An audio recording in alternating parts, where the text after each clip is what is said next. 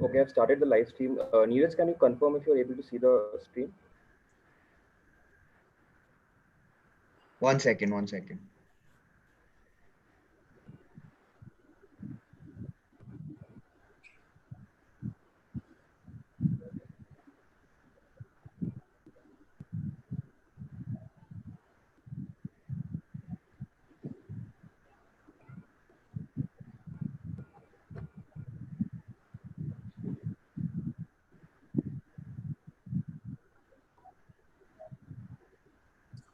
By the way, has Andrew and Nikunj joined the event? Yeah, the live stream is on YouTube. Cool. So we are live on YouTube as well now. Have Andrew and Nikunj joined the event? Andrew, I see Andrew and Darshan right now. Nikunj is also here. Yes. Okay, cool. So I think we're good to start now. We're good to start? Yes. Okay, so let me go to the first slide. Okay, so here we are. Firstly, let me introduce myself. I'm Prashant Chaube and I manage community at CutShort. And today we have gathered here to discuss this very important topic in the present scenario and even otherwise, how to find a great job in 2020 and beyond. Okay, so this is an event by CutShort. So in this panel discussion, we have speakers from Doist, which is a very popular global remote company. Then we have another speaker from GraphCMS and one speaker from CutShort as well. So this event is happening right now, 7 p.m. IST. Moving ahead, before we introduce our panelists, our very amazing panelists to you, we would like to introduce ourselves to you. So what does CutShort do? So number one is CutShort helps candidates find and apply for jobs. Like it is very difficult for candidates to find the right jobs. It's scattered all over the place and some jobs are real, some are not real. So CutShort is the place where you find real jobs at one place. So if you're a candidate looking for a job, you can register yourself at CutShort and you will be taken care of. Next is CutShort helps companies hire the top talent from anywhere, primarily from India. So if you're a company looking to hire, then there are pre-registered and pre-screened candidates already on CutShort. You can come on CutShort and we have a very strong algorithm powered by artificial intelligence that gives you very perfect matches for your requirements for a particular role. So you can hire on CutShort as well. Then, of course, comes communities. We have many communities, one of which is, of course, our remote work community, which we started recently, and that's going very strong right now. So there are many communities like that where you can engage with other people who have your same interests. So you can do that in our communities. And then comes, of course, meetups and events like this, what we're doing right now here. So this is also something that we do. So what this does is you can come in here and learn from very esteemed speakers and professionals from across the globe, not just India. If you look at even today, we have speakers from US and Germany joining us to give their knowledge to you. So this is the meetups and event part of CutShort. Moving ahead, this is the agenda for today's event. So we will be starting now. By the way, I'll tell you that this whole spectrum that you see on your screen right now, we are dealing with from the start of the job hunt process to the end. We are dealing with every aspect of it one by one. So we start with things to keep in mind before starting the job search one. Then we go on to how to find the right company jobs to apply, because you just can't apply to every company, right? You have to choose where to apply. Then comes how to make your application stand out and get shortlisted. Now, this is very important, how to make a good application. Then comes recruiter challenges and follow-ups. What are the challenges that recruiters are facing and how to follow up and check your response on their response on your application. So, and what are the challenges that recruiters face, why some recruiters are not replying to applications? We'll get to that as well. Coming to how to crack interviews. Now, once you're through the application phase, then comes the hard part, that is the interviews. So how do you face the interviews, the first interview to the final interview, to the technical interview? Every aspect of it we'll be discussing. Then comes, of course, salary and job title, relocation. the details of the job. How do you discuss that with the HR? How do you discuss with the person interviewing with you? How do you get your interests aligned with the company? We will be dealing with that. Then we will be ending with a short Q&A section wherein we'll be taking questions from your side and asking to the panelists. So hold with us till the end, because all these aspects from the start of a job hunt process to the end, we will be covering in this event. Now coming to the exciting part, that is our panelists. Now we have got some really exciting panelists today here with us. Darshan Gajara, Senior Product Designer at GraphCMS. Now Darshan's story is very interesting.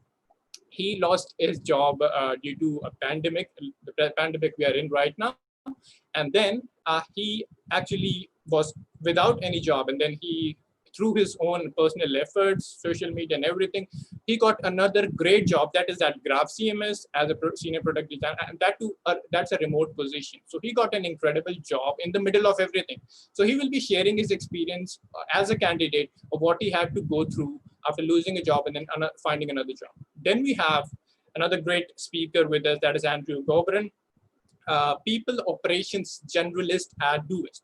Now, something very interesting I want to tell about Andrew is two things basically. Number one is when Andrew joined Doist 2.5 years back, Doist was received around 14,000 applications for 18 job openings. Okay, 14,000 applications just for 18 openings, and Andrew got into Doist. Andrew got hired at Doist.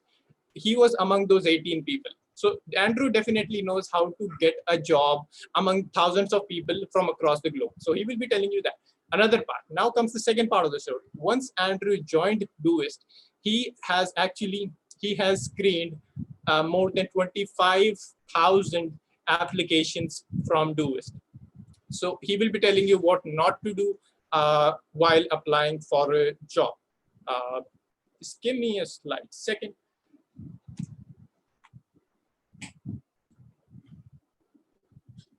Yeah, so he will be telling you what not to do and what to do while applying for your next job.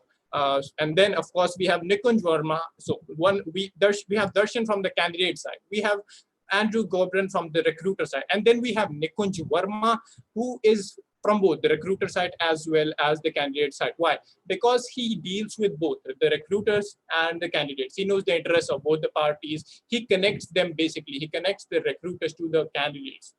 So we have a very balanced panel right here from the candidate side, from the recruiter side, and one who is managing the two, who is helping the two come together. So we have a very good panel over here. Now, I'm going to go to each of our speakers one by one, and for a quick introductory word from them. Darshan, I would like you to go first and introduce yourself very quickly.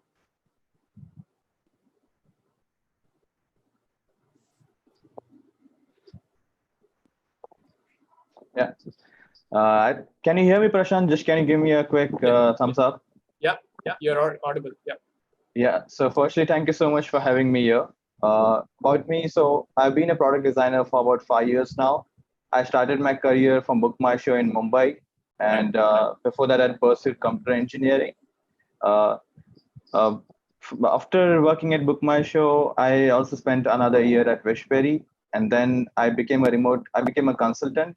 Full-time product design consultant, and that was like, you could also call it as a freelancer. I was mostly working with companies from all over the globe and also traveling quite a lot, and that was one of the reasons why I wanted to leave the office job. And this is when I got the first taste of remote work. And after this 3 years of consulting, I decided to move to Berlin. I moved to Berlin to start working with Contentful, and I moved here in December last year. And now I'm working with GraphCMS as the senior product designer. I'm leading the product design over here. It's a small team of passionate people, and we are building a headless CMS. Apart from this, I also have a side project called as Product Disrupt. It's a curated list of resources to learn product design. And the reason why I started this is because I taught myself design from the internet by looking at the people who have been creating great work. They're sharing their stories, case studies, blogs, newsletters, podcasts. There's so much out there. You don't really need to go to a university to get a degree in design now. And yeah, I just feel that I have to give back to the community and try to do that with a side project of mine. And I also send a newsletter. That's it from my side. That's incredible, Darshan, and everyone should definitely check out his community, that is Creative Product Disrupt. Darshan, you can also share a link in the chat section so that everyone can check it out. Next, we want to welcome Andrew Gobran for an opening word. Andrew, go ahead. Hi, everyone. My name is Andrew, and Prashant pretty much gave me a great introduction, so I don't know what else I can add to that. But just a little bit about me. I'm based out of Minnesota in the U.S., and I've been a people operations generalist at Doist for about 2.5 years now. And at the time that I joined, I was actually the only kind of HR person in the company. So for the first about 2 years at Doist, I was kind of handling all things HR at Doist. So everything from hiring to employee engagement, really the whole employee life cycle. And the goal really is to foster a people first and values driven culture. For those who are unfamiliar with Doist, we're a remote first company, and we create tools that help promote a more productive and balanced way to work and live. Our two core products are Todoist, which is our project and task management app, and Twist, which is a more mindful take on team communication. So we're really kind of invested in building these two products up and really forging the way for what a remote first work style looks like. Right, that's great. That's great. Everyone should check out Doist. It's a very amazing company. Now, coming to Nikunj, that is a third panelist. Nikunj, please share your opening word with everyone. Yeah, I hope you can hear me. Yes, you're audible. Okay, great. So thanks, Prashant, for giving the opportunity to everyone here to debate over and discuss over this very important topic. I had experience before I started CutShort along with Anubhav. And actually, the whole context about why we picked this problem was I was in the US, and I had, when I was coming back to India from US, at that time I looked at the job market in the US, all the prevalent recruiter applications, and how does the job process go there. And then when I came back in India, the things were pretty much as broken here as they were in US. So it looked very, very ripe for disruption. The whole idea of people, so many people looking for the right jobs, and so many companies looking for the right people, but somehow, somewhere, things don't work out, and both parties eventually end up blaming each other. And I realized that there's a lot of merit in bringing some kind of balance to these parties. And I decided, I discovered after talking to so many people that a platform which balances these sides keeps their interest in mind and creates the right kind of, gives the right kind of platform and tools for these people to interact with each other, that will actually prevent so much of great human potential from becoming waste every year, every day, because there's so many bright people and there's so many bright companies looking for doing so much exciting stuff. I think it ought to be balanced and it ought to be discovered by each other. And that is the whole idea about CutShort, that how can we do it in the new setting, in a new world where everybody is busy, everybody wants to get through things faster. So how can we build a platform to do that? And that's what CutShort is doing. So I'm pretty much happy here to discuss more about this topic, where how do you give people the highest deserving job that the best job that they actually deserve as per their true potential. Yeah. Actually, that's a great mission to have for CutShort, and great we work together on that. Now, we will be starting with the discussion round, and just a few guidelines to keep us on track. Like we are about 13 minutes into this discussion, and just the intros are done. So I want to keep this on time. So make sure that whenever we are discussing a topic, we don't go here and then, and we are focused on the topic. We will try to cover every aspect of the job hunt. So let's get started.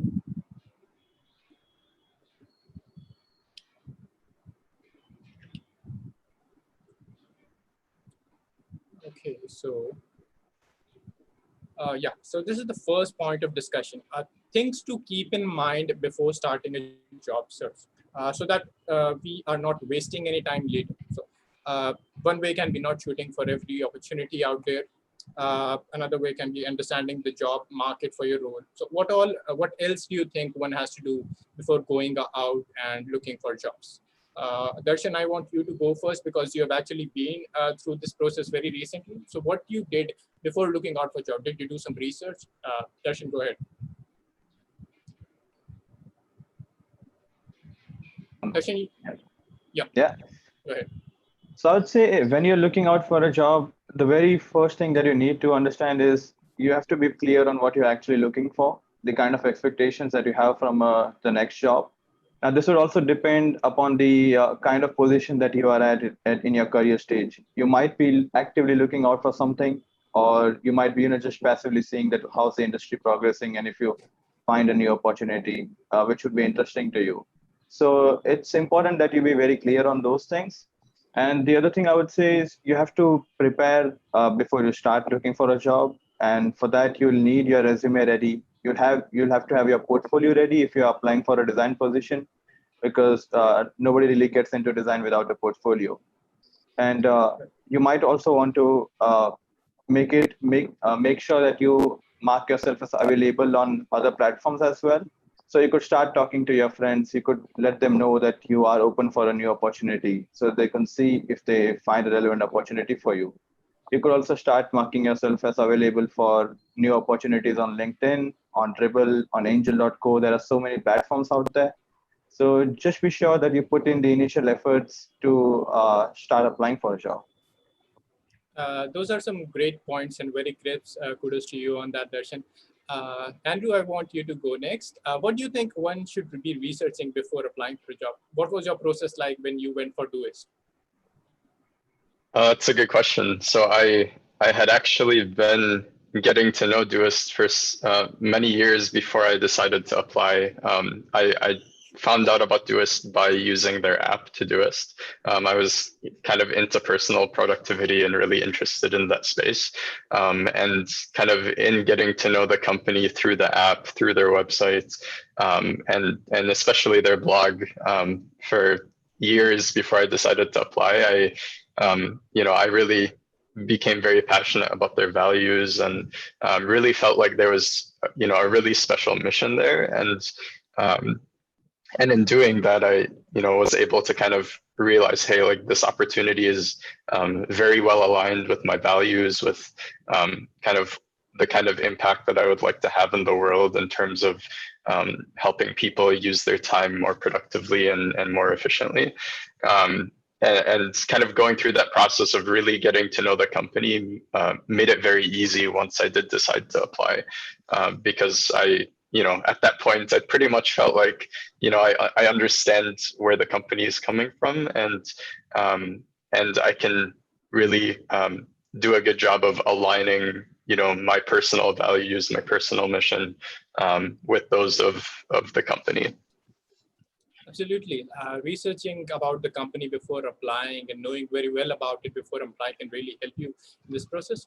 Nikunj, do you have any points to share on what should one be doing before starting to search? Yeah, absolutely. I think the whole game is actually, I think a lot of people make the mistake of thinking a job as a pit stop, like one job to other job and other job to other job. But I tend to think of it as a career, as a marathon. So you need to be very clear about what exactly you want to achieve in your life, in your career, how important it is, what things are important for you in your career, because you're going to spend around 50% of your time on with work, right? And when you're working, rest 50% also depends on how happy you are at work. The rest 50% also, that the way you spend also depends on that. So a lot of people make a mistake, for example, is they take one job and they think, okay, now I have reached level 1 in this job. I have X amount of salary. I've already spent 2 or 3 years in this job. And then they don't like the job much, but they continue in the same direction because that's what they have learned, and they have, they know. And they keep on moving along in the same direction, even though they have lost their mojo. They no longer like that stream in which they're working. And then that's how you get terrible marketers. or marketers who thought they were good marketers, but they're not passionate anymore. And I think if you don't have passion for what you want to do and passion for the overall career, then the velocity and the momentum you need right from your job search to actually doing great stuff when you join a company, all of those things actually get compromised. So I would really, really urge everyone to be very clear about what is a long-term plan, what you really want to accomplish, and decide that part very clearly, because the amount of effort you're going to be spending, not only just job search and more, is not worth it if you're not passionate about it. So I think that's something which I would really strongly urge people to do. Absolutely, absolutely. Being passionate about what you're doing is absolutely important. Let's move to the next topic of discussion very quickly. So it is how to find the right jobs to apply. So applying at every job obviously doesn't make sense. So how do you select the jobs that we should apply for? Is it like company mission alignment, or the pay and perks, or the culture? What do you guys think about it? Again, Darshan, I hope you don't mind. I am putting you first again. Why? Because you have recently been through this and it's fresh in your mind. So you are actually very much matching from our candidates who are watching. So I want you to go first again. Tell us, how do you select which jobs to apply? Darshan. Yeah, sure. And that's all right. You can always ask me the first question. I don't mind going first. That's great attitude. I like it. Yeah. So I'd say when you have actually found a few companies that you want to apply to, it's again about doing enough research about them. You might want to read what the company has been putting out. They have the social channels. They might be sharing a lot of things there. You could also get a good understanding of how the company culture is by looking at the news that's out there for them. So they would usually be covered by some of the news publications. And when someone else is talking about you, they give you a different perspective. You might also want to go to Glassdoor. Glassdoor is a great place to find out anonymous reviews. So people are actually very honest over there. They would tell you a few good things about their culture. You could find out about the salary range that they have to offer. If at all you have any connections in the company, you could also reach out to them. You could reach out to them on LinkedIn, Twitter. There are so many ways to reach out. You could start talking to them and get a good understanding of how things are working inside the company. I have something, yeah. If you're applying for a design job, the design team might also be putting out a lot of their work. They might be putting out their case studies. They might have a triple profile. So you might want to go through that as well. Now, all of this combined together is going to give you a good idea of where the company stands and whether it's aligned with your values or not. That's some great points shared by you. Thank you for that. Andrew, do you want to add anything over there? Yeah, I do have one thing, and specifically kind of related to remote work. I think one of the biggest challenges around, people who are interested in remote work is that like different companies define remote work differently. So some might be fully remote, some might be, time flexible, a lot of different ways of doing things. So, after kind of identifying whether the company is aligned with your values and kind of these really fundamental things, identifying if you are interested in remote work, like what in particular are you actually looking for? Is it a fully remote role, or maybe one with a flexible schedule, or whatever it is, and really identifying what that company means when they say remote work, because it could be a lot of different things, and you obviously don't want to waste your time on a company that doesn't already isn't going to be set up in a way that you're interested in working. Absolutely, yeah. It's very important to find how the company works before you join them. That actually helps. Nikunj, do you want to add anything over here? No, I think Darshan and Andrew covered most of the stuff here already. So I think I'm good. Cool, that's great. So we'll move to the next question now very quickly. So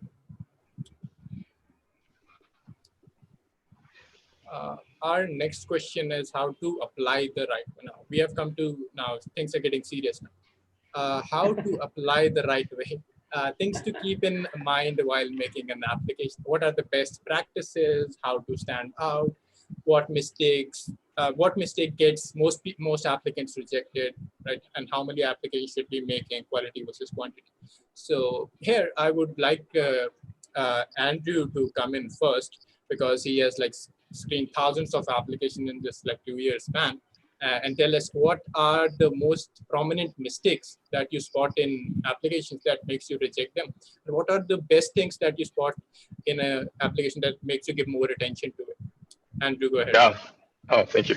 I would say the biggest thing, and this might surprise you, is that people just don't complete the whole application. They submit, an incomplete application, and of course, when you have to be so selective and you're receiving thousands or hundreds or thousands of applications, and you have to narrow that pool down. The first candidates that are going to be kind of removed are the ones that just didn't feel it was important enough to be thorough in their application.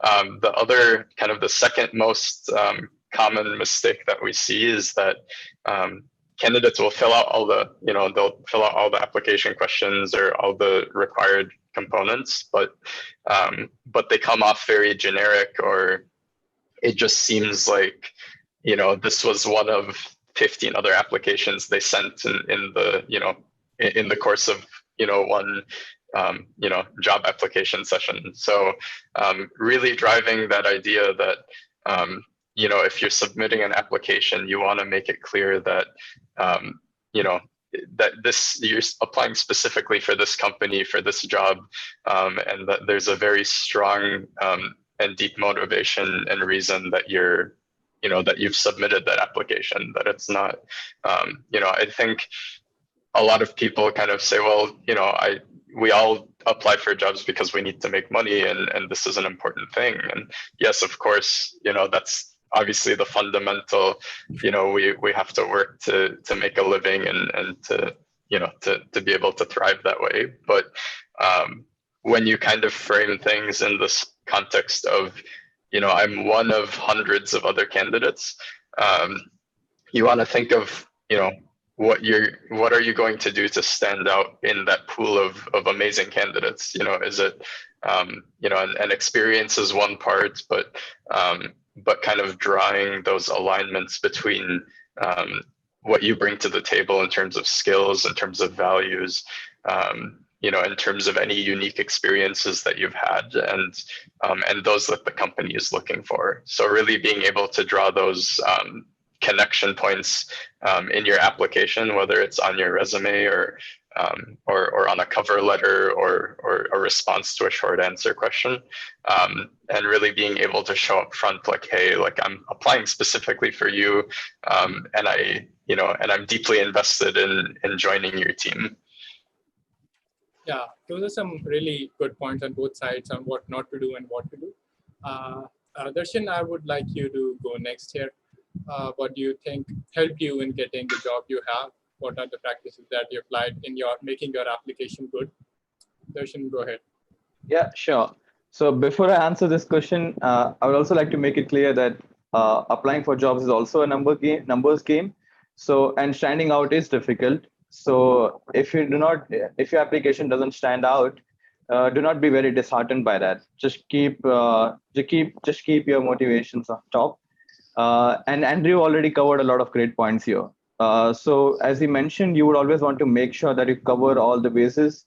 The companies, they have different application processes, and they've made it in such a way so that it's easier for them to screen applications. So you might want to adhere to that. Do not leave empty questions there. Make sure that you answer all the questions, and it's actually a great way for you to show your personality. Because if the company is asking you some non-generic questions, you can actually put in some time and give them a taste of your personality. Always make sure that you write a cover letter. And yeah, I also understand that if you're applying for too many jobs, it might be very difficult to write a very specific or a customized letter for a particular company. But what worked out for me was I would have two kind of cover letters. So the one would be a generic one where I'm mostly going to share about me, and just a few lines about the company itself. And then the second way would be when you have a few companies that you really want to apply to, and you have a lot of alignment there. So you would definitely have more understanding of what the company is looking for. So for the few companies, you can actually prepare the whole personalized cover letter. And another thing to make your application stand out is very obvious, which is if you have a referral. So whenever you're applying, always see on the LinkedIn, see the people that are working at the company, see if you can find any first degree or second degree connections. If you find some people who are working inside the company, you could ask them to make an intro. You could ask them to refer you, and in most of the cases, they would be happy to do that. Again, very good points, Darshan. Again, very helpful for our community. Nikunj, would you like to add anything over here on how to apply for jobs? Yeah, absolutely. I think what Andrew said is very relevant for companies which have a very customized process where they give you a form and ask you specific questions. But if you look at the mainstream market, a lot of companies don't have this process. They typically have a way for you to upload your resume and maybe a few of your contact information and stuff. So there is no opportunity for you to actually stand out. What that also means, and what I've seen based on so many applications that we see on CutShort, and we recently did a survey recently where we asked people what is the number one pain point that you see, and everybody said getting shortlisted is a number one pain point. And it's very, very easy to understand if you understand the recruiter's standpoint very clearly here. So Andrew, as Andrew said, that he shortlisted or looked at around 25,000 applications, right? That's the volume a company like Doist is getting. In India, a similar number for a company like Doist would be 10 times more, just because of the sheer amount of volume we have here, right? If a person has to go through so many of applications, they're not going to have the time to actually spend and look at every aspect of the resume.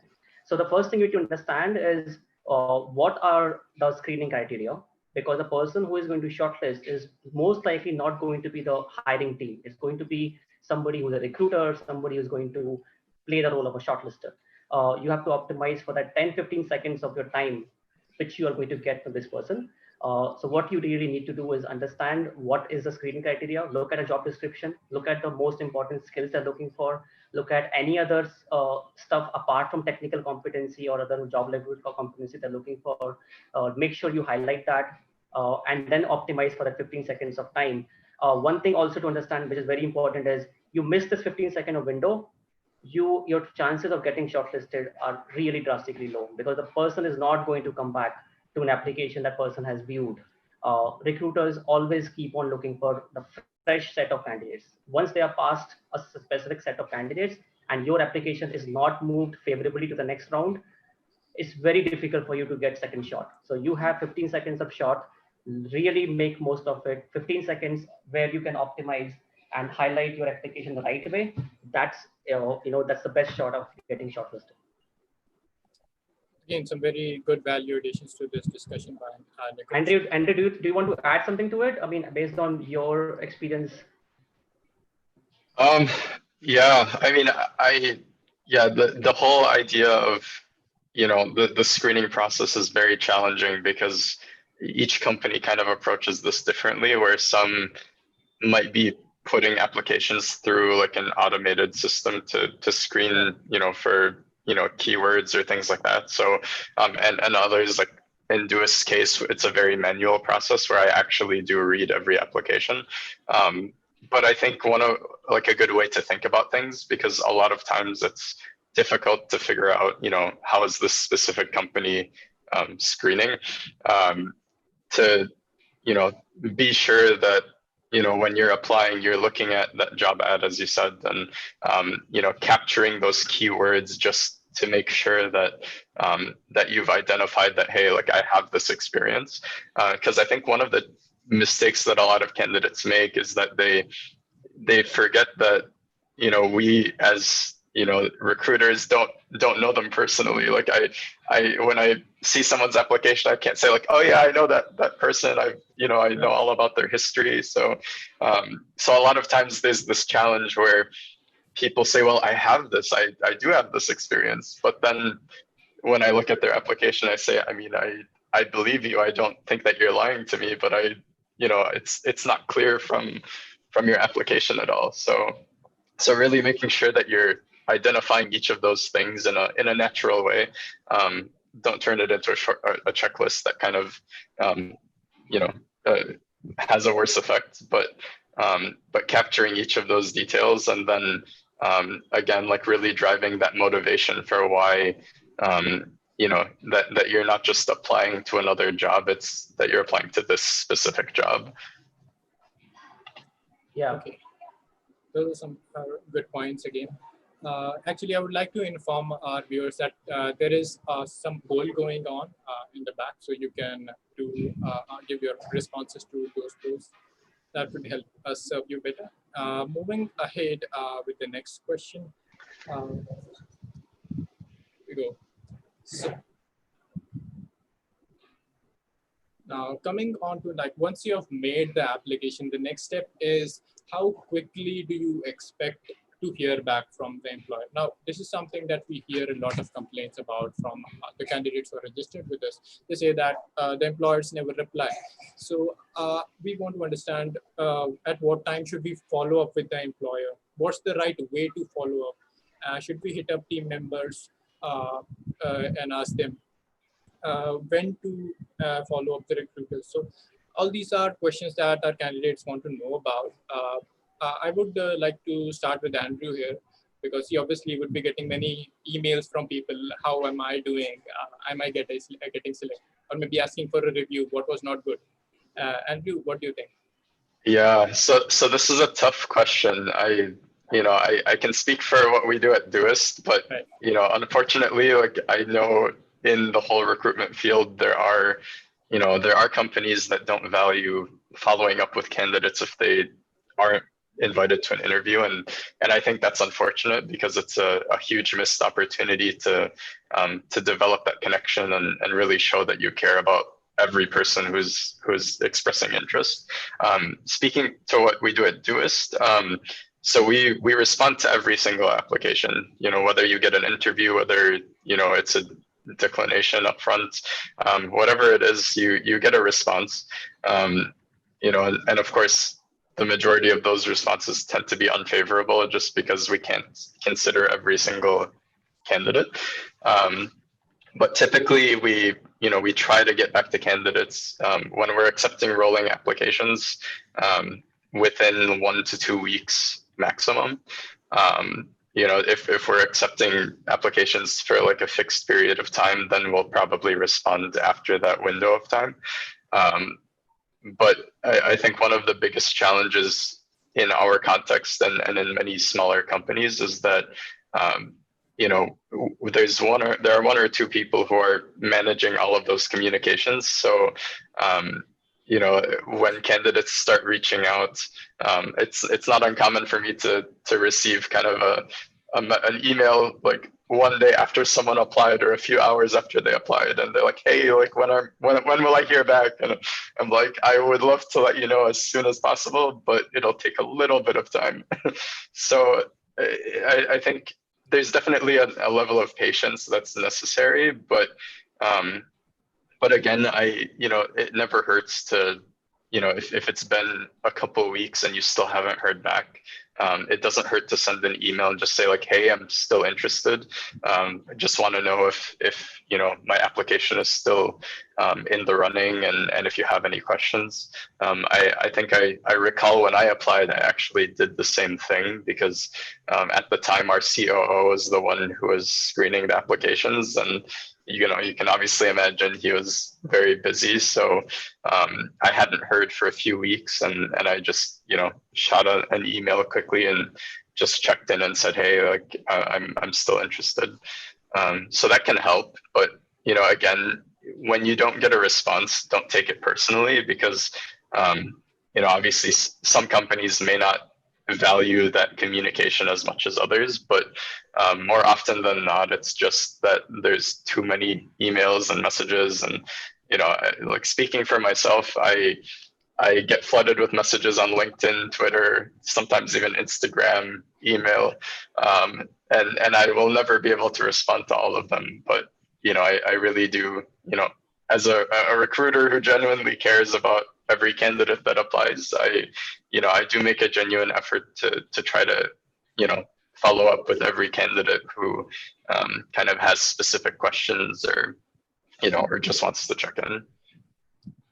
Okay, so those are great points. And so you're saying that a couple of weeks is a good time, and after that you can follow up. That's fine. And also, Andrew, I would like to tell you that after this event is over, then your job is going to get tougher. Why? Because a lot of the people who are viewing this are getting some unreal expectations for hearing back from the employer. So you're saying that you reply to everyone. So you're getting a lot more applications now, for sure. Yeah. Your job is getting tough. Darshan, you're next. Tell me, what do you think about this? Yeah, so I would say this actually depends upon the kind of stage that you are at in the application process. Right. And with most of the companies that you apply to, you would get a automated response, which would tell you that how much time they're going to take to evaluate your application. So, I mean, if that's there, then you obviously know. If the automatic response says that you have to wait for 1 week, then just wait for 1 week. And if then nothing happens, be sure to follow up. And if in case that if the automated response doesn't tell you how much time you have to wait, I would say two weeks is generally a good time. As Andrew also confirmed this, I would usually wait for a couple of weeks, and then I would just try to do a short follow up with them. Right. And also now, but when you are in the interview stages, say you're past the first screening round and now you've actually moved to the second round, you have already had an interview with someone, and this is where the things are actually going to start to move faster. And in this case, I mean, usually when you talk to them, try to make sure that you ask them that by when can you hear a response for them, or if you do not hear, what would be the best way to reach out. So when you're directly asking to them, they also know that you're going to be waiting on this and a follow-up is coming. So you already prepared them for that. And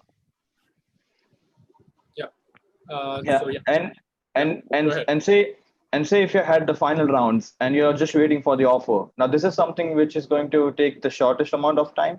And if you do not hear in say 2 or 3 days, I would say just follow up on that. So it would always depend upon the kind of stages that you are at. And also I had a similar story to Andrew. So when I'd applied at GraphCMS, I'd actually applied through an employee and I sent an email. So my application was not there in their recruitment process, which is the different service that they use. My application was not there. And which is why I did not hear a response for them. But I followed up in, I think, about a week's time. And and that is what the CEO told me. And here CEO is also the person who manages the recruitment from product design. And he just got back to me saying that he had just missed my application because it was not in the system. And he just scheduled an interview and things went well after that. So you have to be mindful of how situation has played out. Always try to ask questions. And I would also say that Andrew and Doist is one of the nicer companies out there. So they are the people who actually take a lot of time to give responses to the applicants, and they treat them as humans. But a lot of those companies, they're not going to give you any response if you have not been screened in the first round. In that case, you would just get a templatized response. I would actually not bother to responding to that.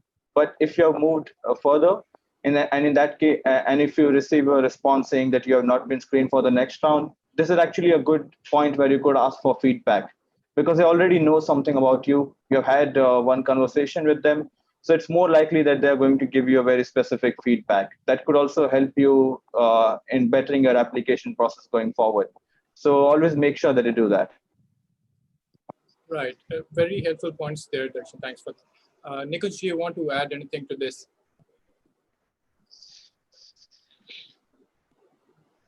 I think you're on mute. Yeah, I think, can you hear me now? Yeah, you're audible. Yeah, I think from Indian standpoint, when we look at the market and look at the interactions every day between recruiters and the candidates, I see a lot of hesitation from candidates in following up because they somehow think they don't want to lose the ego game. And there's a lot of ego, right, running high from both sides a lot of times. Companies think candidates should do all the hard work, and sometimes candidates think they don't care about me, so I'm not going to do anything else. But eventually, what Andrew said and Darshan said that makes a lot of sense, because at the other side of the thing also are humans, and they also are relying on channels like emails and application tracking systems and stuff like that. And it's very easy for your application to get missed, get stuck somewhere. Maybe they decided to take some action, but something happened and they could not do it. So it's always a good point to give your ego a little bit of room and actually do the follow up after 7 to 10 days, and don't do just a follow up like what happened or something like that, but reiterate, re-emphasize why you are so interested in this company. And I've always seen that to have really made a lot of difference. Not only it creates a recall in the mind of recruiter, but it also gives gives you more points because they realize that you are not just applying for one more job. You had the importance attached to this job to the extent that you did the follow up. So I think it's a good way for you to short circuit and create one more chance for yourself. Okay, those are good points again. We will move on now to the next question. That is, how to crack the interview. Once you have heard back, you're through to the interview stage. Now comes the first interview, and then there are technical interviews, technical tasks, and then the final interview. So I want you to go from the first interview to a later stage of the interview. Andrew, I would like you to go first on this one. Sure. So actually what we can do in this case is Andrew can take the first one, which is the first interview. Okay. Darshan can take the second one, which is assignment, because in design, assignments are very costly for designers to actually do. So I would love to have his view on that. And I can take up the third one, which is the last level interview, which you have with the director or the actual decision-making person who's going to sign off on your offer letter. And then we can always come back and add to each of the points. Cool, that's cool. Andrew, go ahead. Sure. Yeah, so, I think once you've gotten that opportunity to get to the interview process, I think that's, now you've entered this new phase and you want to think about things a little bit differently, because the whole goal of your application was just to get you to that process. And now you actually get to speak in more detail to really kind of show those layers of motivation and experience.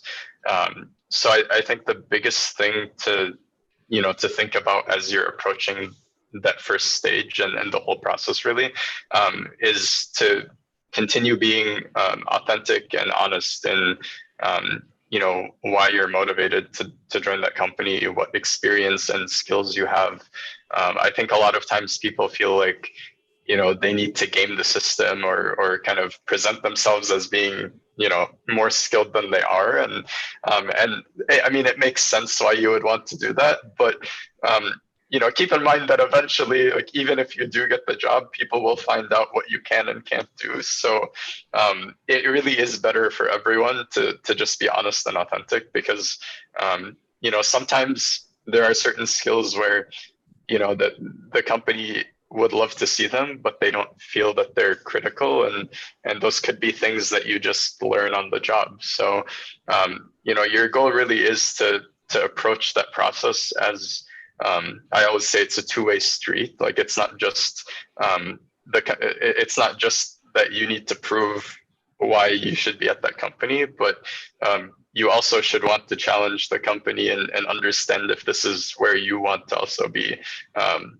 Because I think Nikunj mentioned this at the beginning, that you spend so much time at work that you want to make sure that it's where you want to be investing your time. So being willing to kind of challenge your interviewers throughout the process when they ask you for questions, don't be afraid to ask those difficult questions that are going to show you the kind of culture that they have, and to identify the good and bad that might not be as obvious, from the outside of the company. Very well put. Darshan, can we move to the next stage? That is, how do you go through the technical or, get your work reviewed and prove that you can actually do what you're saying? Darshan. Yeah, so we're talking about design assignments, one of the trickiest topic during your interviews. I would say whenever you receive a design assignment, you have to be sure that you ask a lot of questions and be very clear what they are actually looking for. And in most of the cases, the design assignment is not really looking for a final output. It's actually looking for the way that you approach a problem. How do you present the solution? What are the trade-offs that you made? How did you go about the research? So it's mostly about that. So be sure that you spend a lot of time on that and not just focus on the final output, because that's anyways not going to matter. And the second thing is, in a lot of this design assignments, they would always say that it's small assignment. It would just take you 6 or 8 hours. We all know that it's never like that. You have to spend a lot of time to do that. It would at least take you 2 days. I would say do not be afraid of that. Just bite the bullet in this case. Actually spend a lot of time and make sure that make sure that you go above and beyond of what's been asked to you. It shows that you have enough passion for the job. And yeah, it's obviously going to put you forward in a lot of cases. Also, there's also this one story that I would like to share. So in some of the cases, not all the companies are like Todoist. They are not going to be nice. There are going to be some companies who are going to make you do the work for free. So I actually, when I was in the interview process, there was this one company who actually wanted me to design the homepage of their new website. And they told me that it's a part of design task, but it was also clearly mentioned in their job profile that this is going to be my full-time job going forward. And I have to be working on the entire redesign. Also, when I talked to the recruiter, they also gave me more insights on this. And then when they gave me the assignment, it was very... Are you hearing echo? Yeah, it's good now, I think. Yeah, so I was saying that when I got the assignment, it was very clear that they wanted me to do their job for free. So in that case, I just reached out to them. I wrote a very nice email. I explained to them that why I feel that this is not ethical, and when you say that you are not going to do this, you also want to give them different ways that you could approach this. So I also told them that what are some instead of doing this assignment, what are a few different things that we could do. I suggested that they could do a whiteboarding session. We could also do a workshop, which is like a session where they put together a team and you're actually collaborating with the team and trying to come up with a solution with the team. So it also shows that how you can collaborate and how do you master the levels. So there are so many different ways that you could approach this. So I just gave them those options. And then finally, I told them that if none of this works out for you, would you be willing to compensate for this? Because this is going to be a real thing.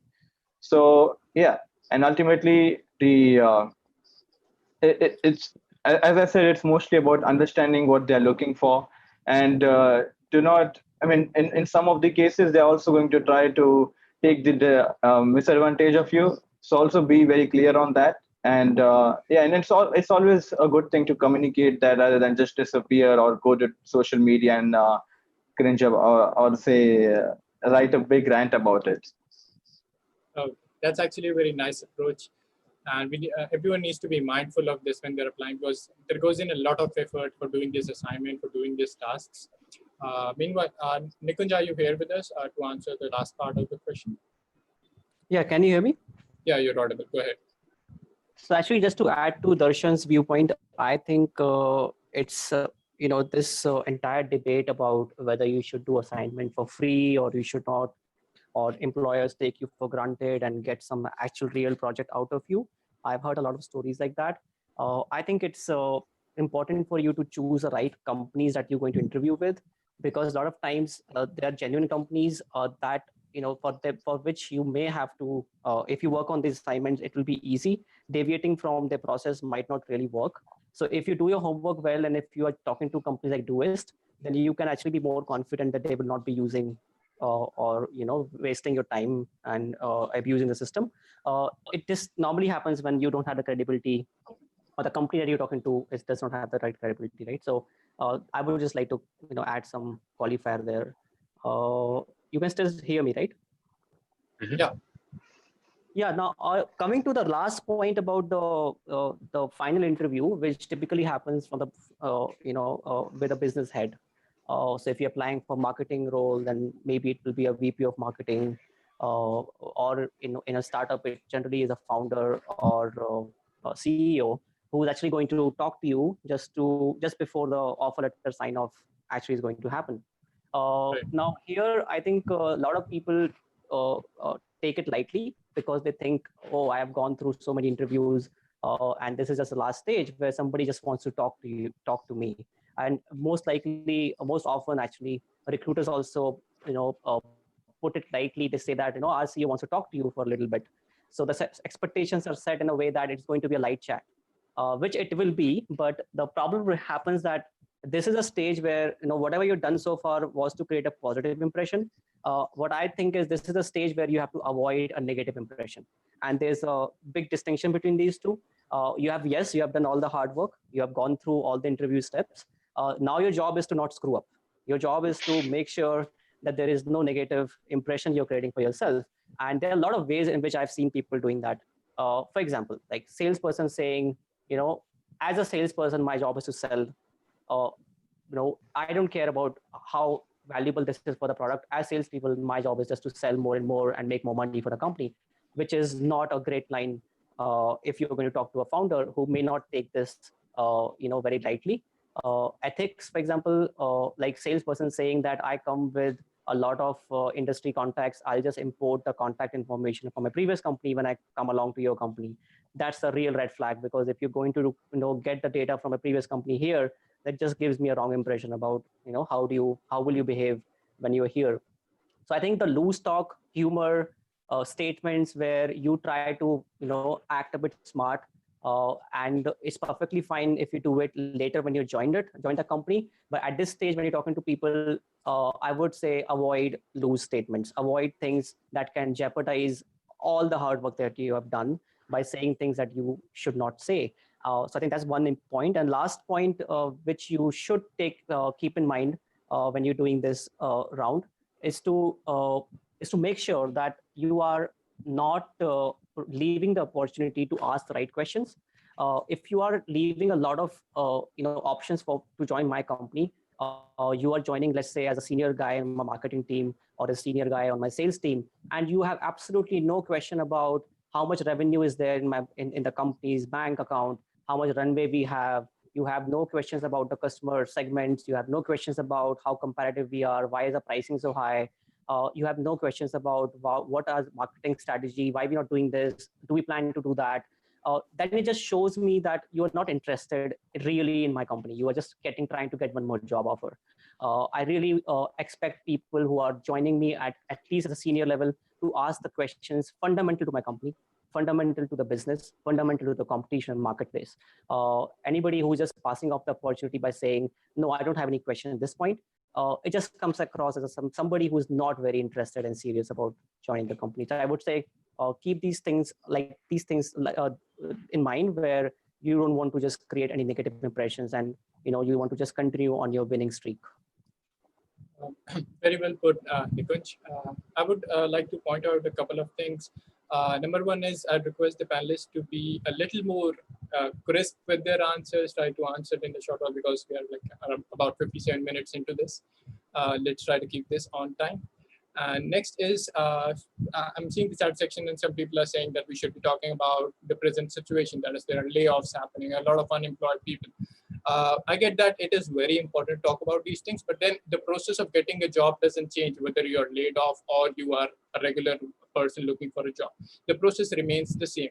So this is going to help you regardless whether you were laid off or not laid off. We understand the situation is bad and people are getting unemployed right now, but this is how it will be done. There will be no special treatment for you if you're laid off or not.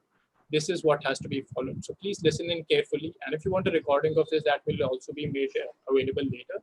So moving ahead with the discussion, next question is,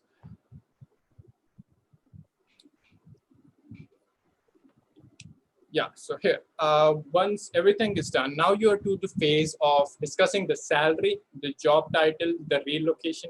all these aspects. So I would like inputs on how to discuss salary, how to get the desired job title. People are very, sticky to that. And what about relocation? So I would like Darshan to come in on this. Why? Because he is actually in Berlin. That is some kind of relocation. And then how did you negotiate or discuss your salary aspect of it?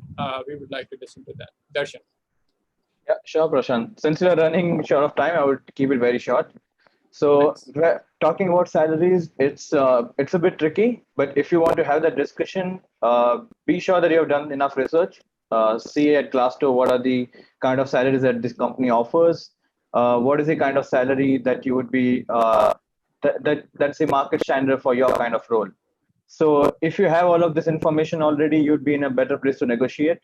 And I would say also communicate this, anchor your salary. So say if you, at least give them an idea of a range that you're looking for. And in a lot of companies, they're also going to be very upfront and going to tell you that the kind of salaries that they can offer, because they all have a higher and lower band.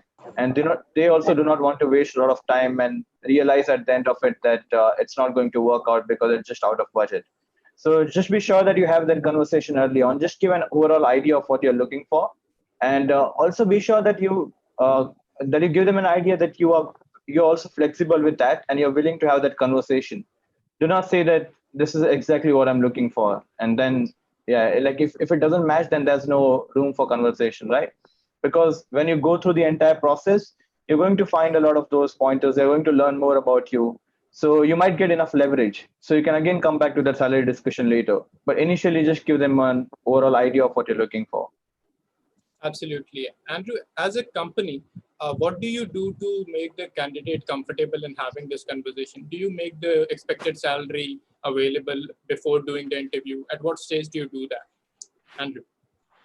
So it's funny because at Doist, we've actually moved away from salary negotiations, and we use a salary formula. So we've actually entirely removed, any sort of negotiation, which seems kind of aggressive, but there's a very good reason for that, because so that formula takes, experience, industry, and location into account. And as a growing company, we're both invested in distributing salaries equitably, but also making sure that because we do hire globally, that we're not, giving advantages to, people coming from cultures where they might just naturally be more comfortable with negotiations and with that sort of thing. So basically what that ends up doing is, that the salaries are competitive, but, this really removes the focus off of negotiating salary and focusing on the impact that you want to have at the company. So many of us who have joined Doist early on, we're willing to take a lower salary up front, or at least less than maybe we would be worth in industry, because of that long-term vision and that knowledge that, hey, this company is invested in taking care of us, and that we're and that we're going to grow along with the company, both in terms of experience and salary and benefits and these sorts of things. But I think if for the vast majority of companies that do negotiations, I think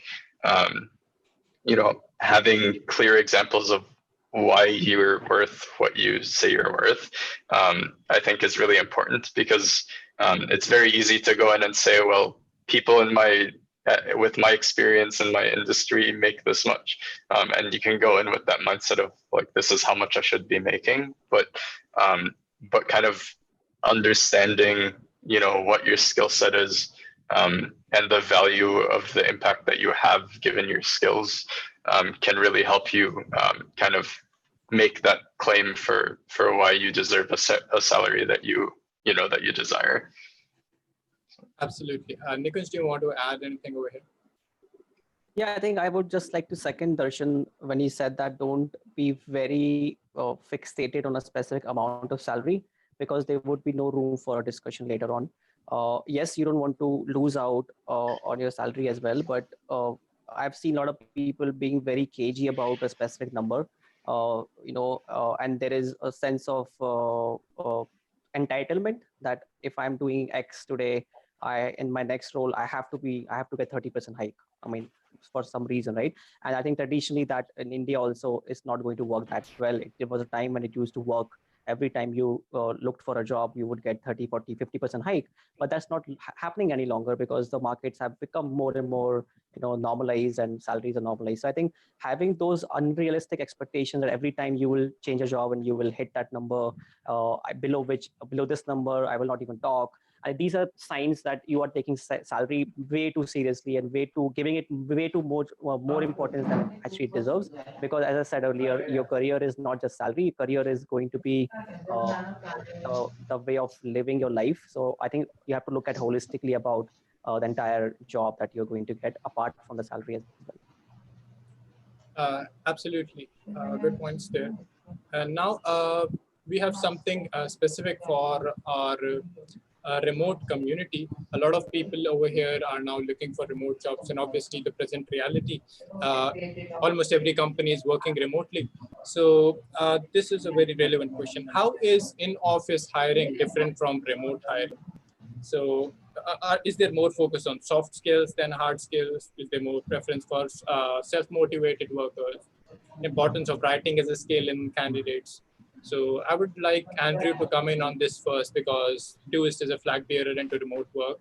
So Andrew, tell us what is the difference between hiring for remote and hiring for an in-office role? Sure. So, I think upfront, the competition is usually much higher than, in an in-office type of role because, in many cases that talent pool is global or at least regional. So there's just a higher potential of candidates that can apply. So kind of keeping that in mind when you're applying and knowing that, that you might be competing against hundreds of people rather than dozens or hundreds, or fewer. For remote first companies in particular, and many other companies as well, and really this is a general thing, but role related skills aren't the most critical. I mean, they're important, but they're not the only important aspects in the process. So again, like we've kind of mentioned this already, but kind of acknowledging like what your motivation is and your values and drawing that alignment that you're not just looking for that next job, but you're looking for a company that you can grow with. And in the case of many smaller companies, that's incredibly important because, while we can't, control how long someone spends at our company, it's, you want to hire someone that's going to be there for the long term. And in Doist's case, we've, in our 11-year history, we've only had 6 people leave voluntarily. So just to give you a sense of how long people make that investment at a company like ours, it's not the kind of company that you come to spend a year and then, kind of go on to the next opportunity. And then, your soft skills are incredibly important in this context as well. When you're not interacting with people in person, skills like effective communication and both written and speech spoken are important. The ability to self-manage and, not need someone kind of hovering over you constantly to make sure that you're doing your work or that you know what you need to do. These are skills that are so important in this context, and they're among the first things that we look for. And and even from the application itself, if someone's written communication isn't clear, then even if their experience is phenomenal, it can immediately disqualify you just because it's something that's not going to work once you join the team. And then at the end of the day, of course, I see this confusion a lot, but recognizing that a remote job is still a job. So even if sorry, there's a lot of background noise. There's some background noise. Can everyone please mute themselves? Yeah.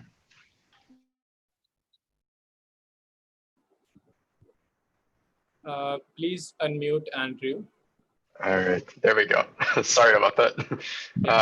Yeah, Yeah, so at the end of the day, just remembering that a remote job is still a job, and making sure that you're still finding that balance of communicating your soft skills and your technical skills, so that the company is able to see that balance, and that you recognize the value of both of those, and that you've invested time in developing both.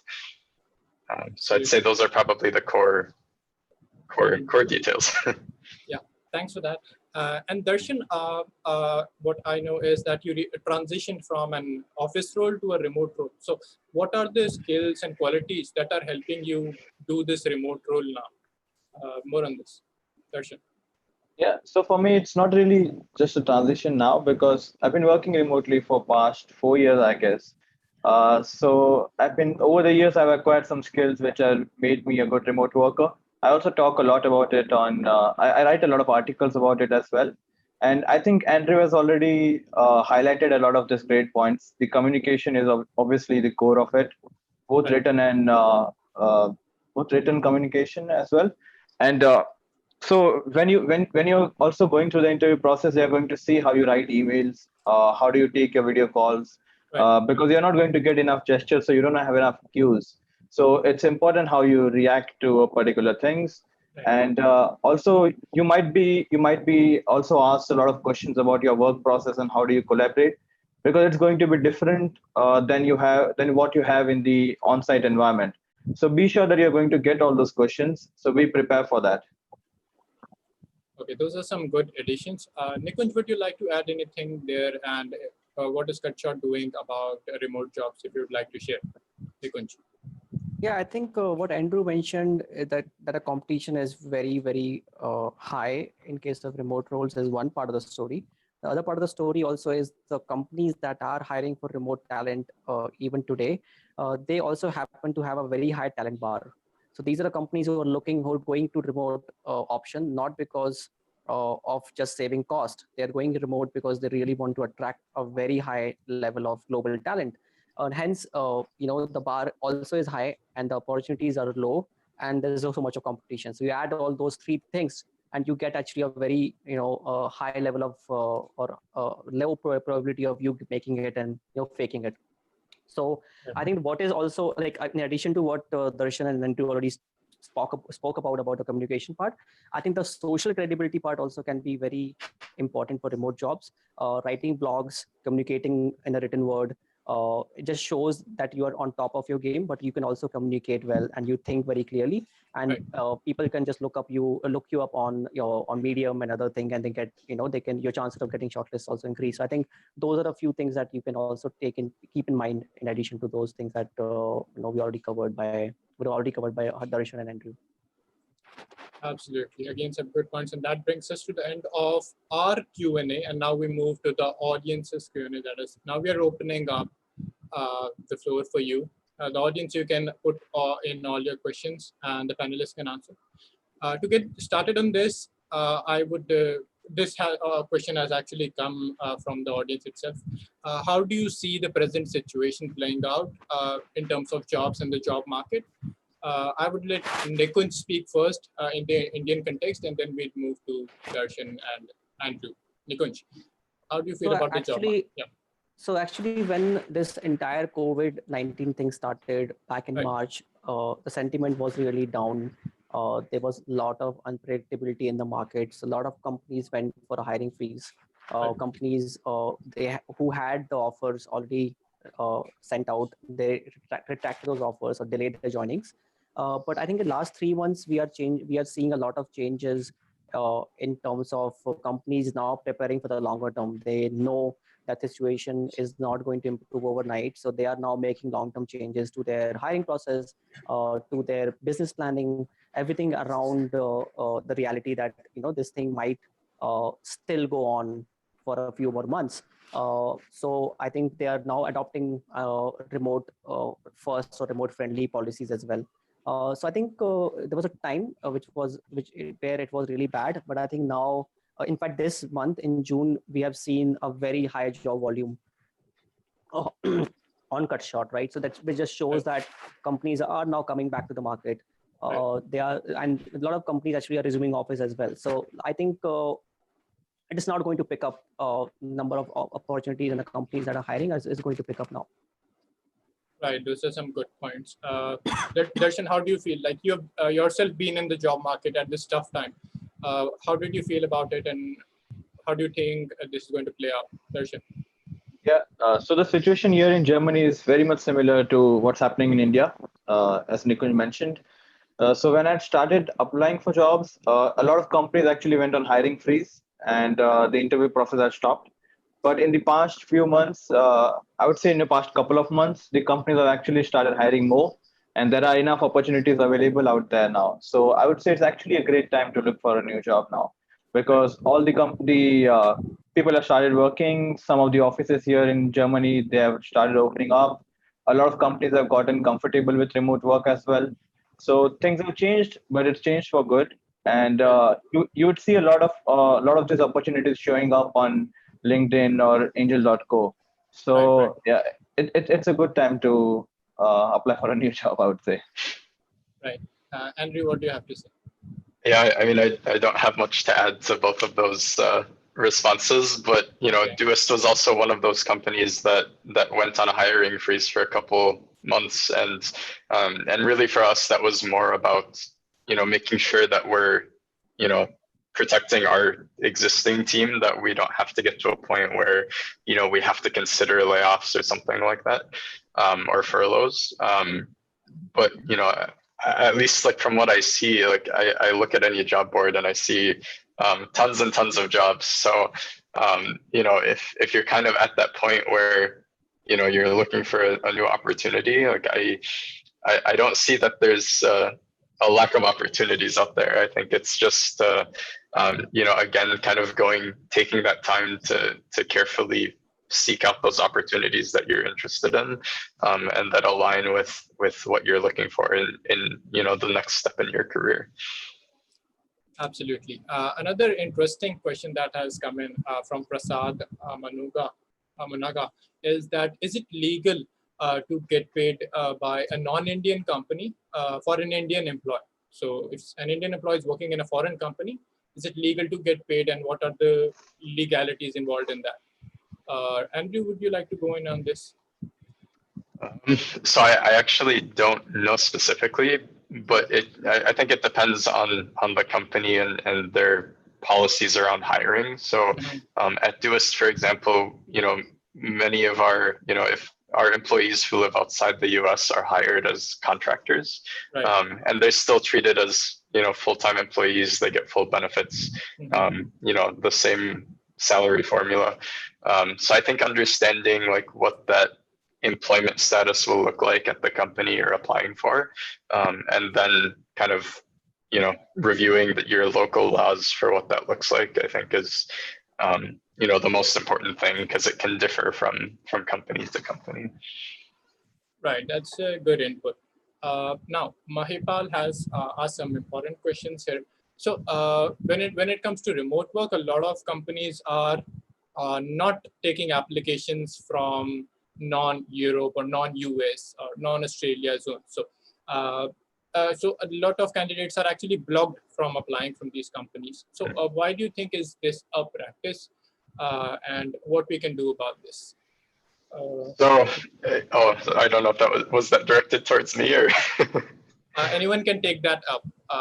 Anyone can take that up. Sure, I can give a short response. Sure.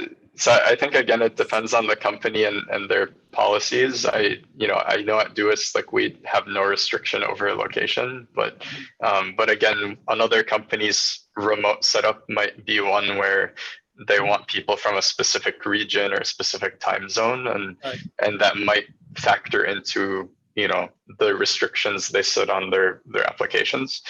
So again, like understanding what the company means by remote, and if you're unsure, always it doesn't hurt to reach out or see if they have a statement somewhere that kind of speaks to how they how their remote setup works, so that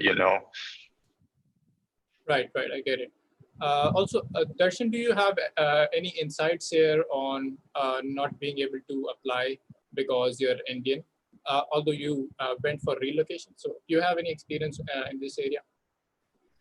Yeah, and so I would say, I mean, it totally depends upon the company. Andrew's already mentioned that there are some companies who look for people from a specific time zone. Right. So in that case, you might be ruled out. And also in some companies, like I can give you this one example of Automatic. So Automatic is the parent company of WordPress, and Right. they hire people from all over the world. Right. But and say if they're hiring for this particular position of happiness engineer, where you have to be on customer support for for the majority of your time.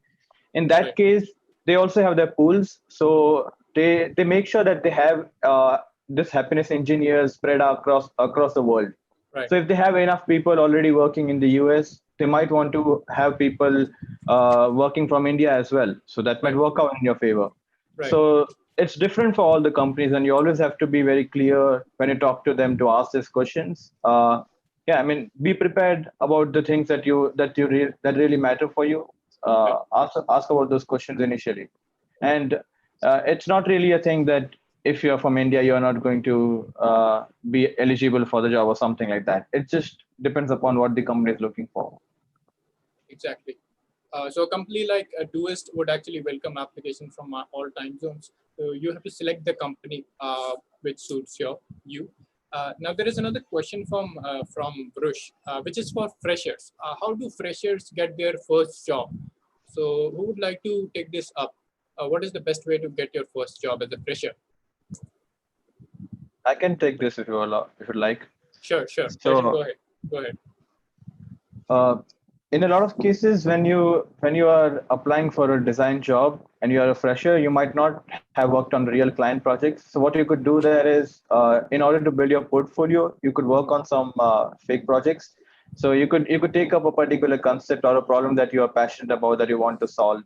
You could make a case study of that. You could put it in your portfolio. You could start sharing it on Behance, Dribble. There are a lot of ways that you could do that. You could also work on side projects. Right.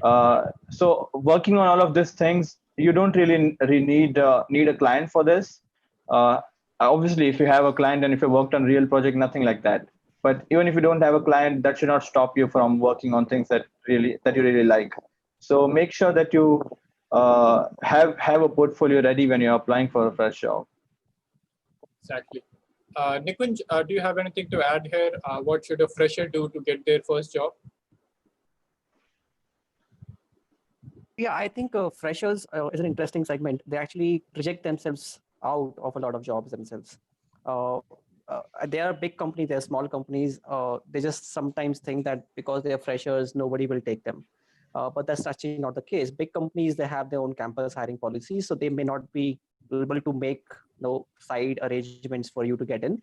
Okay. But a lot of smaller companies, and especially startups, as a fresher, actually you should start at a smaller company because you actually get to learn more and you get to try out a few more things in addition to what you just thought at the very early stage of a career. And a lot of these companies are okay. In fact, the dirty secret of startup hiring is that freshers are actually sought after. It's just that the bar is high. So as Andrew said, why you are applying to this company as a fresher, what problem you can solve for us, what have you learned about us, have you seen a product, have you downloaded the app, do you have any points about it? These things, if you do as a fresher, you really stand out, because 99% of the freshers are not doing this. They're just applying for a job, commenting on LinkedIn that they're interested, but they're not taking things to the next level. So if you really stand out and pitch to the right startups, you will shine, and the companies will be eager to take you in, because there's no secret that in a lot of good companies take freshers in, and they groom the freshers for the next roles, including CutShort. And a lot of people at CutShort have come as a fresher. That's actually a great approach. That should help a lot of freshers get their first shot. Now, we have actually come to the end of this. So I would like finishing notes from each one of you. What would be a very crisp one-line advice to those looking for jobs? What do you want them to do? So who wants to get started with this? Who's coming first? Some hands. I can start. Yeah, there's so much to say, but I think very simply, stick to your values, and give yourself the credit of applying intentionally. And along the way, just be patient and willing to learn and adapt to the situations that you come across. Absolutely. Darshan, what's your finishing note? Yeah, I would say do not take rejections very seriously. A lot of times when you get rejected, it's also about the right fit. It's not always about you as a person. It's just work. Treat it as work. Do not take it very personally. Right. And keep your motivations high. Do not lose hope along the process. It's very easy to do that. So just keep at it. And it's also a numbers game. So be sure that you apply to a lot of this companies that you're interested in. Yeah. That's a great finishing note. Nikunj, what you would like to say in the end? Yeah, I think we discussed a lot of good points. So go through all the points we discussed today. I think the only, if I could say only one thing, I would say take control of the way and the kind of jobs you want. A lot of people think you just don't have control. Everything is in the hands of companies and recruiters. All you can do is apply more and more. I don't believe in that. I think there's a lot of stuff that you can do to choose the right kind of companies, to exactly know what you are looking for and then pitch the right way. And don't just wait for things to happen. If you really take things on your hand, you take the initiatives, you do the follow-ups, you will hit the right point.